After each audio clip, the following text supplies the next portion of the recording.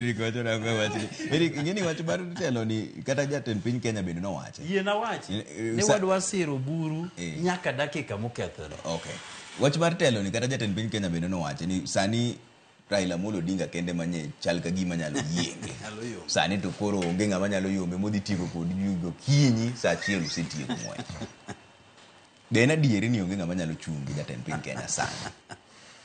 Mokwongo, Trevor, chama mar ODM ni en chama ma gidho Jared en e Kenya te, kendo en e chama ma wacho ni en gi deputy party leader gi manye luwo tok Jakom. Nitiere gavana ma Kisii Simba Arati, nitiere gavana ma Mombasa Abdul Swamad Sharif Nasir, nitiere senator ma Baloya ni iluongo ni Osotsi. Nitiere bende gin gi Jakom iluongo ni Wanga. To thuolo be ok ne gimiyo jopiny mar yiero jogi. Koro mineno gina ji mikwanya kwanya ka gi kacha gi kacha gi kacha, in bibed ka. Nikech kane structure ber, wanwa jomolony gi ratiro mag tije, tiyudo ni kanye nitie jolup adek, kata tachiel kuom gi onego be noromo kanyo. Koro onego nyis Jared gi joma paro kaka en ni dungo iro be ok tedo, jathum moro wero. Okineka William Ruto koro go kore ni Raila kende manyo nyalo piem go. Mano gimong'e ni mit wacho kech Raila osetho.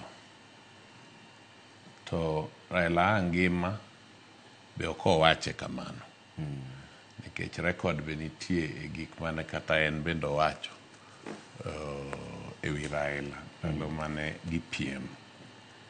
An gi pacha aneno ni yiero mabiro mbele ni odhi bedo matek. Jopiny olony. William Ruto ni emano koni jomofuo norumo Kenya ka. Kawuona wago mbaka gosiepe na moko kamoro. Tanyisogi ni mbele ka jopiny dhi fwenyo ni to William Ruto ni ne jopiny ogone ombulu ni ne gihere. Koso jogo ombulu gi ne kwedo gimoro gombuchgi. Koro wuoka ni ekweto cha okwed gimoro ma Ruto oyudo. To poko tony. Nekech Jakizungu luongo ni beneficiary of circumstances, unfortunate circumstances. Nikech an pacha nyisa ni Kenya ne dhi go ombulu to nokwero gimoro. Koro wacho ni ahinya jo Mount Kenya gi, jo dala gi Gachagua gi. Ng'eni mane gigo ombulu ni ahinya. Ombulu mane koro kwedo Raila gi Uhuru. Ng'ama ne gikwedo ne wuodgi ma Uhuru Kenyatta. Koro kwedo Uhuru cha. William Ruto opo ka ng'owa odonjo go. Koro kane en ni jopiny nohere adier, kendo tije ber, kendo utene mogero gi jopiny edwaro, kendo jotije sirkal matiyo machamo osara gi mor kode gi kako ng'ado gi, kendo nyithindo mane mbalariany mabdhigo ombulu gi manye jopuonje gi oketo bedo ko ndalo 49 ni pesa onge, to pesa oketo nyamori gi ni ringo garinga ka kojolo ni ani empowerment to ka ngipenjo jo empowerment ni anayudo 1000, anayudo 200. Neno kuri yudo ga gin go gi nyinge maonge korgi. Ma kia ng'owa kokas en bagni matamre gi nono. Sirkand manywanda ni osira sirkal mar mibadhi. UDA ni en sirkand mibadhi. Jopiny ong'e ni en mibadhi, jopiny ong'e ni en sirkal marach, girito mana sa ombulu thegruok kode. Nikech ineno kadwa nyisi kawuono king'iyo jo EACC kawuono kende gisedhi ka kiomak ng'ane. Sami mako jopiny gi jomalo ni kure. Political responsibility chako ga gi minister. Sama ne jogi kwalo sports ni. Minister mane mar sports ne en ng'a? En kure. PS mane mar sports en kure, en accounting officer.